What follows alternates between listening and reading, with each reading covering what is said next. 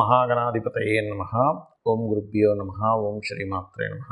పరమేశ్వర స్వరూపమైనటువంటి జ్యోతిష, వాస్తు మరియు ఇతర అనేకమైనటువంటి శాస్త్రములను మనకు అందించినటువంటి మహర్షులకి నమస్కారం.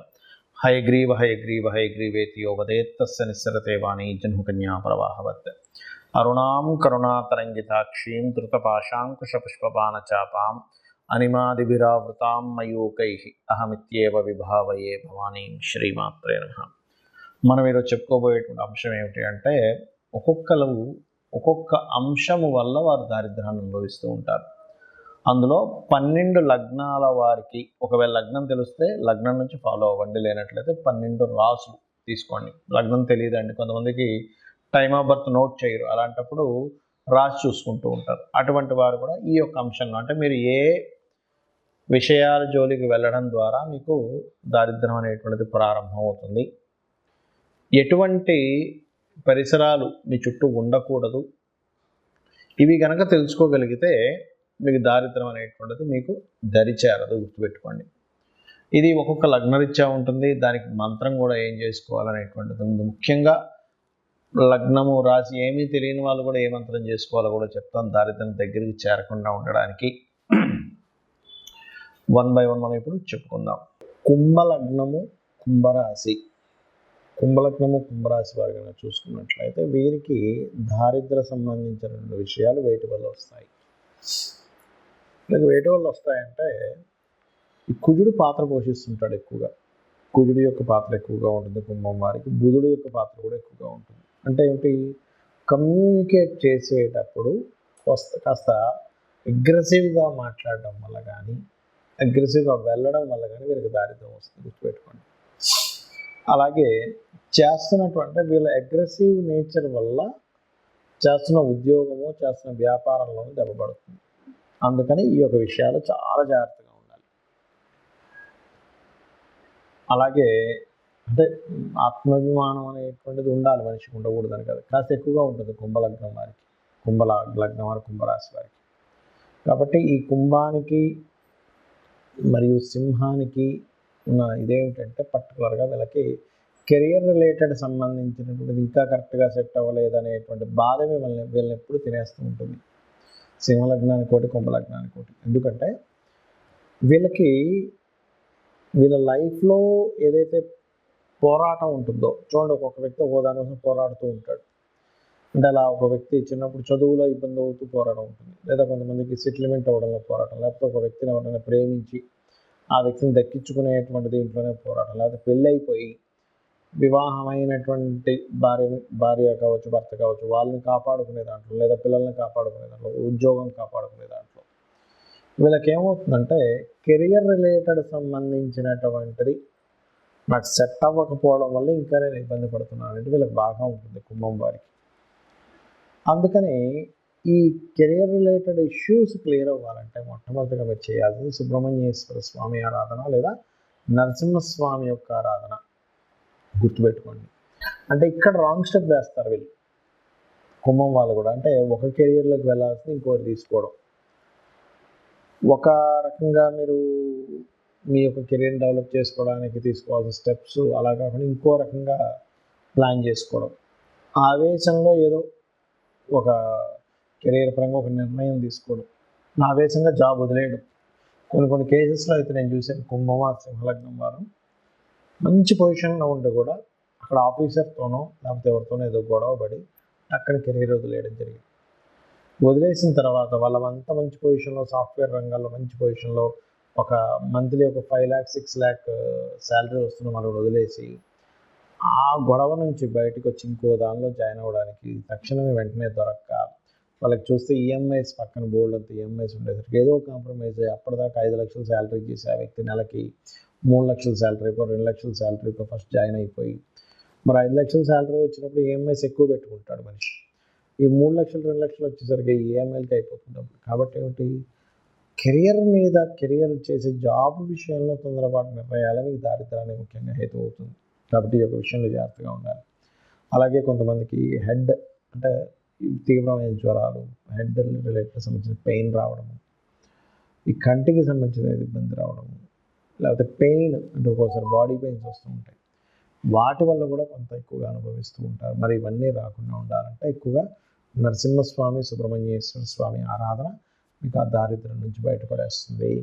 సహజంగా అందరూ నన్ను అడుగుతుంది ఏంటంటే, ఏమంటే సహజంగా దారిద్ర దేవత రాకుండా ఉండాలంటే ఎటువంటి జాగ్రత్తలు తీసుకోవాలని అడుగుతూ ఉన్నారు. దానికి చెప్తానండి.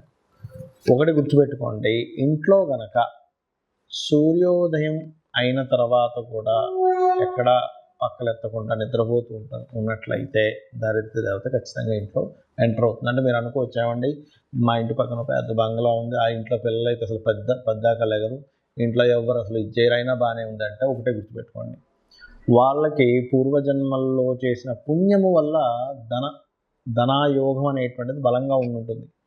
అంత మాత్రం చేత వాళ్ళు హ్యాపీగా ఉన్నారని అనుకోకండి. వాళ్ళకి దరిద్ర దేవత అంటే కేవలం డబ్బులు లేకపోవడం మాత్రమే కాదు, గుర్తుపెట్టుకోండి, రోగాలు వస్తుంటాయి మనిషికి. లేనట్లయితే నిందలు ఎక్కువ పడుతూ ఉంటారు. ఇలా ఒకటి కాదు, రెండు కాదు, చాలా ఉంటాయి. ముఖ్యంగా రోగరూపేణ ఎవరైతే సూర్య భగవానుడు సూర్యోదయం అవ్వకముందు ఎవరైతే నిద్రలేస్తారో వాళ్ళకి రోగాలు వచ్చేటువంటి ఛాన్సెస్ తక్కువగా ఉంటాయి. సూర్యోదయం అయినా కూడా అలాగే నిద్రపోతుంటే రోగం వచ్చే ఛాన్సెస్ ఎక్కువగా ఉంటుంది. ఎందుకు అంటే ఈ రోగానికి సూర్యుడికి సంబంధం ఉంటుంది. సూర్యుడు వచ్చేసరికి మనం తెలివేసి ఉన్నాము అంటే రోగం రాదండి. ఎందుకంటే సహజంగానే సూర్య భగవానుడు ఆరోగ్య ప్రదాత కాబట్టి, ఆరోగ్యం భాస్కరాదిత్యది అంటూ ఉంటారు కాబట్టి ఇది ముఖ్యంగా పాటించండి. అలాగే ఇంట్లో పాత వస్తువులు, శాస్త్రం ఏం చెప్పిందంటే పాత మనుషులు అంటే ఏమిటి, బాగా ఏజ్డ్ పర్సన్స్ ఇంట్లో ఉండాలి. ఎందుకంటే వాళ్ళ సూచనలు, వాళ్ళ అనుభవాల ద్వారా మనం రక్షింపబడతాం. కానీ విరిగిపోయినవి, పాడైపోయిన వస్తువులు ఇంట్లో ఉండకూడదని చెప్పింది. అవి ఎంత ఎక్కువగా ఉంటాయి ఇంట్లో, పనికిరాని వస్తువులు, అంత దారిద్ర్యం పెరుగుతూ ఉంటుంది. ఇంట్లో బూజు ఎక్కువ పట్టడము, పాత గోడలుగా ఉండడము, ఇల్లంతా మట్టి కట్టుకుపోయినట్టుగా పాతగా అయిపోవడం, ఇది కూడా దరిద్రానికి సంకేతం. ఇంట్లో చినిగిపోయిన వస్త్రాలు ఉన్నట్లయితే, ఇప్పుడు ఒకటండి, ధనం లేదు, బాగా పేదరికం అనుభవిస్తున్నారు, చినిగిన వస్త్రం వేసుకోవడమే అతనికి ఇంకా గత్యంతరం మరొకటి లేదన్న వాళ్ళకి మనం ఏం చేయలేము. కానీ కొంతమంది ఏం చేస్తారంటే తెలియక చినిగిన వస్త్రం ధరిస్తారు. ఏం కాదులే, డబ్బులు ఉన్నా కూడా కొంతమంది అటువంటివి ధరిస్తే దారిద్ర దేవత వస్తుందని చెప్తుంది శాస్త్రం. ఎందుకు అంటే చెప్తాను చూడండి, చిన్న లాజిక్ ఇక్కడ ఏం లేదు. చినిగిన వస్త్రం వేసుకుని ఎక్కడికి వెళ్ళాను, చూశాడు, మన మీద అంచనా వాళ్ళు ఆ వ్యక్తికి చినిగిన వస్త్రాలు వేసుకున్నా అంటే ఈ వ్యక్తి దగ్గర ఏమీ లేదేమో, చాలా దారిద్రంలో ఉన్నాడేమో, ఈయనకి పెద్దగా మనం మర్యాద ఇవ్వవలసిన పని లేదు అనుకునే వాళ్ళు కూడా ఉన్నారు. అందరూ అలా ఉన్నారని నేను చెప్పట్లేదు. కాబట్టి ఆ యొక్క విషయంలో వస్త్రం చాలా జాగ్రత్తగా ఉండాలి. వస్త్రం చాలా మంచి వస్త్రం వేసుకోవాలని మనకు శాస్త్రాలు చెప్తున్నాయి. అలాగే మరొకటి ఏంటంటే, ఇక్కడ మీకు లగ్నం తెలియదు, రాశి తెలియదు, కానీ దరిద్రం రాకూడదు. కొన్నిసార్లు ఏమవుతుందంటే దారిద్ర భావము అని ఉంటుంది జ్యోతిష్ శాస్త్రంలో. 3వ స్థానాన్ని దారిద్ర భావము అంటారు. ఆ 3వ అధిపతి గనక మీకు లగ్న సంబంధాలు ఏర్పడినప్పుడు ఎప్పుడు ఏదో ఒక పెయిన్, ఏదో ఒక దారిద్రం మీ వెంట పడుతూనే ఉంటుంది. అప్పుడు మీరు చేయవలసింది ఏమిటంటే, విష్ణు సహస్రనామాల్లో ఒక నామం ఉంది. మీకు దారిద్రం పోవడానికి, మీకు ఎప్పుడు పెయిన్ ఉంటే పోవడానికి ఏమిటది అంటే ఓం మధుసూదనాయ నమః. ఈ నామం మీరు ఎంత చేస్తూ ఉంటే అంత దారిద్రం అనేటువంటి తగ్గుతుంది. కొంతమందికి థర్డ్ కనెక్టివిటీ వచ్చినప్పుడు దారిద్రం ఉండదు, కానీ అది ఎలా ఉంటుందంటే ఎప్పుడూ కష్టపడుతూనే ఉన్నానండి, చిన్నప్పటి నుంచి నా పని కష్టపడటమే, చిన్నప్పటి నుంచి ఏదో పెయిన్ అనుభవించడమే అంటూ ఉంటారు. అటువంటి వారికి కూడా ఈ యొక్క మంత్రం బ్రహ్మాండంగా పనిచేస్తుంది, గుర్తుపెట్టుకోండి. అలాగే ఇంకొక విషయం ఏంటంటే, ఇంకో దారిద్రం గురించి చెప్తాను. మనం తిన్న కంచంలో కడగకూడదు. తిన్న కంచంలోనే కడిగేస్తారు చాలామంది. శాస్త్రాల్లో మనకి మనం ఏదైనా ఆహారం భుజిస్తున్నామంటే దాన్ని యజ్ఞం కింద చెప్పారు. ఇదొక యజ్ఞము. మరి యజ్ఞం చేసిన దగ్గరే మనం చేయి కడుక్కుంటామా? యజ్ఞం కుండంలో కడుక్కోం కదా. కాబట్టి తిన్న కంచం అంత పవిత్రమైనటువంటి విషయంగా చెప్పారు కాబట్టి అది చేయకండి. ఇక మరొక విషయం ఏంటంటే, చాలామందికి అలవాటు అయిపోయింది ఈ మధ్యకాలంలో సూర్యోదయానికి ముందు స్నానం చేయమని చెప్తుంది, కానీ సూర్యోదయం తర్వాత స్నానం చేయడం, ఇవన్నీ కూడా దారిద్రానికి హేతువులు. మరొక విషయం ఏంటంటే, దీంతోపాటు మీరు చాలామంది చేతిని తల మీద పెట్టుకుంటూ ఉంటారు, తల మీద చేయి పెట్టుకోకూడదని చెప్తూ ఉంటారు. ఎందుకంటే ఇది లక్ష్మీ స్థానంగా చెప్తారు. ఈ లక్ష్మి ఎప్పుడు తలకెక్కకూడదట. తలకెక్కితే దారిద్రం అని చెప్పి మనకి దత్తాత్రేయ చరిత్రలో ఉంటుంది. ఆ యొక్క తన్ని చంపడానికి స్వామివారు ఒక ప్రణాళిక వేస్తారు, దత్తాత్రేయులు వారు వేసి అమ్మవారిని తల మీద పెట్టుకునేలా చేస్తారు. వెంటనే ఆ రాక్షసుడు హతం జరుగుతుంది.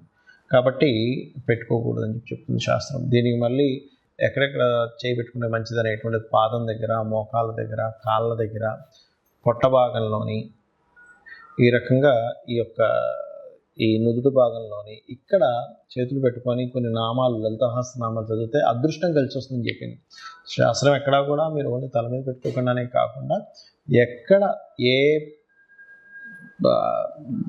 బాడీలో ఏ పార్ట్ దగ్గర మీకు హస్తాన్ని పెట్టుకుని మంత్రం చదువుకుంటే మంచి ఫలితాలు వస్తాయి అనేటువంటిది కూడా చెప్పింది చెప్పాలంటే. దానికి మళ్ళీ తగ్గట్టుగా దానికి సంబంధించినటువంటి రెమెడీస్ కూడా చెప్పడం జరిగింది. అలాగే మరొకటి ఏంటంటే, ఈ దారిద్ర్యం అనేటువంటిది ఒక్కోసారి మనకి జన్మజాతకంలో 3వ అధిపతి మహాదశలు నడిచేటప్పుడు కూడా ఉంటాయి. మరి అప్పుడు ఎలాగ దాన్ని జయించాలి? ఎందుకంటే ఆ మహాదశ నడుస్తుంది కదా అన్నప్పుడు ఒకే దగ్గర స్థిరంగా ఉండకుండా మారుతూ ఉంటే మీ లైఫ్ బాగుంటుంది. అప్పుడు ఎందుకంటే 3వ అధిపతి లగ్న సంబంధం ఏర్పడింది, ఎవరికైనా దరిద్ర యోగం ఏర్పడింది. అప్పుడు ఆ జాతకుడు ఆ ఉన్న ఊరు నుంచి వేరే ఊరికి వెళ్ళి బ్రతికితే బాగుంటుంది. చాలామంది చూడండి ఊర్లలో ఏదో పని చేసుకుని బతుకుతారు, అసలు ఎదగరు. కానీ అదే వ్యక్తి సిటీకి రాగానే మళ్ళీ బాగుంటుంది. ఎందుకు? ఆ వ్యక్తికి ఉన్న స్థలం నుంచి మారే యోగం ఉంటుంది. అప్పుడు ఆ దోషం అనేటువంటి ఆ రూపంలో పోతుంది. అలాగే మీ ఇంట్లో పాత వస్తువులు, పాత బట్టలు ఎక్కువగా ఉన్నాయి కానీ మీరు వేసుకోవట్లేదు. అలాంటప్పుడు ఆ బట్టలను చక్కగా ఉప్పుని నీటిలో ముంచి తీసేసి ఆరబెట్టిన తర్వాత వాటిని దానంగా ఇచ్చేసేయండి. ఇంట్లో వాడకుండా పాతవి అలాగే ఉండిపోతే అది కూడా చాలా పెద్ద, అందులో ముఖ్యంగా వస్త్రాలకు సంబంధించిన విషయంలో. ఇంకోటి ఏంటంటే, చాలామంది ఈ తల మీద ఉండేటువంటి, శిరస్సు మీద ఉండేటువంటి ఈ ఏదైతే జుట్టు ఉంటుందో దానికి లోపల కొంతమందికి డాండ్రఫ్ అనుకోండి, లేకపోతే మట్టి కానీ ఎక్కువగా ఉంటుంది గడ్డానికి, తలకి. అవి ఎక్కువగా ఉండడం కూడా శాస్త్రంలో మంచిది కాదని చెప్పారు. ఇక్కడ మీరు సైంటిఫిక్గా కూడా ఆలోచించినట్లయితే దానివల్ల మనిషికి రోగం వచ్చే ఛాన్స్ ఉంటుంది. రోగమే దారిద్రంగా కూడా చెప్పింది శాస్త్రం. కాబట్టి ఈ యొక్క అంశాలు జాగ్రత్తగా ఉండాలి. మరొకటి, ఎక్కువ దారిద్రం ఎందుకు వస్తుంది అంటే, అన్నదమ్ములతో మీరు సరిగ్గా చేయాల్సిన కమ్యూనికేషన్ సరిగ్గా చేయకపోయినా అనవసరమైన ద్వేషాలు పెంచుకున్న దారిద్రం వస్తుందని చెప్తుంది శాస్త్రం. అంటే అన్నదమ్ములతో, అక్క చెల్లెలతోని చిన్న చిన్న విషయాలు పట్టుకొని వాటిని ద్వేషంగా మార్చుకొని వాటిని మిస్అండర్స్టాండింగ్గా చేసుకుంటాం. ఎందుకంటే 3rd హౌస్ ఈజ్ దారిద్ర స్థానం. 3వ స్థానాన్ని దారిద్రము, పరాక్రమము, పౌరుషము, ధైర్యం ఇవన్నీ చెప్పారు. అందులో దారిద్రం కూడా ఉంటుంది. మీరు ఇక్కడ ఎప్పుడైతే మీరు ఇది చేస్తుంటారో అదొకటి. ఇంకా అన్నిటికంటే గొప్పది చెప్తాను చూడండి. మీరు గాసిప్స్ కనుక వాళ్ళు అలాగంట వీళ్ళు ఇలాగంట అని ఎంతైతే మీరు చెప్పుకుని ఉంటారో అదే మెయిన్ ముఖ్యంగా దారిద్రానికి హేతువుగా శాస్త్రాల్లో చెప్పబడింది. దానికి మరి ఏమిటండి పరిష్కారము అంటే, మధుకైటబుల వధ అని ఉంటుంది శాస్త్రంలో. మనకి మీరు వినే ఉంటారు. విష్ణువు యొక్క చెవులో నుంచి వస్తారు మధుకైటబులు అని ఇస్తారు. అతను బ్రహ్మని మాతో నువ్వు పోట్లాడు, లేకపోతే నువ్వు మా చేతిలో చచ్చిపోతావు, సంథింగ్ అట్లాంటి భయపెట్టేసరికి ఆ బ్రహ్మ వెళ్ళి విష్ణుమూర్తిని ప్రార్థించడం జరుగుతుంది. అప్పుడు విష్ణుమూర్తి నిద్రలో ఉన్నట్టుగా ఉండగానే ఆ నిద్రకి ఎవరైతే కారకులో ఆ అమ్మవారిని ప్రార్థించడం జరుగుతుంది. అప్పుడు ఆ మధుకైటబులను సంహరించడానికి ఆ యొక్క మహావిష్ణువుని నిద్ర లేచి వాళ్ళిద్దరితో యుద్ధం చేస్తాడు. కానీ ఎంత యుద్ధం చేసినా వాళ్ళు చనిపోరు. అప్పుడు వాళ్ళు ఏం చేస్తారంటే, కాసేపు రెస్ట్ తీసుకుంటా అన్నప్పుడు ఈ అమ్మవారిని అడుగుతాడు మహావిష్ణువు, తల్లి నేను ఎంత సంహరించినా వీళ్ళు చావట్లేదు, మరి ఎలాగా అంటే ఒక ఉపాయం ఇస్తుంది అమ్మవారు. ఏమిటి ఆ ఉపాయం అంటే, ఇతనే వరం ఇస్తా అంటాడు మధుకైటబులు విష్ణువు. నేను మీతో ఎన్ని సంవత్సరాలు 1000 సంవత్సరాలు యుద్ధం చేసిన అయినా సరే మీరు చాలా బాగా యుద్ధం చేశారు, కాబట్టి నేను మీకు వరం ఇస్తున్నాను తీసుకోండి అంటే, వాళ్ళ మతం ఉంటుంది కదా, ఏంటి నువ్వు మాకు ఇచ్చేది ఏంటి వరం, నేనే మీకు వరం ఇస్తున్నాను అంటాడు ఆ మహావిష్ణువుకి వీళ్ళిద్దరు అన్నప్పుడు. అప్పుడు ఆ మహావిష్ణువు ఏం చేస్తారంటే, సరే మీరు మాట తప్పకూడదంటే సరే మాట తప్పమంటారు. మీరిద్దరూ నా చేతిలో చనిపోవాలని మహావిష్ణువు కోరుకుంటాడు.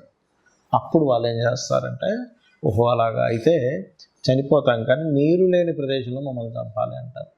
కానీ అది మొత్తం నీరే. నీటి మధ్యలో ఇతను శేషపాను పైన ఉంటూ ఆ యొక్క పద్మం నుంచి వచ్చినటువంటి బ్రహ్మగారిని చంపుదాం అనుకున్నారు కదా వీళ్ళు. సరైనప్పుడు ఏం చేస్తారు, అలాగే అని ఇతని శరీరాన్ని పెద్దగా పెంచి అతని తొడల మీద వేసి ఇతన్ని చంపేస్తారు. ఇది మధుకైటబుల వధ ఎవరైతే వింటారో వాళ్ళకి కూడా దారిద్ర నాశనం జరుగుతుంది అని చెప్పి శాస్త్రవచనం. శ్రీమాత్రే నమః.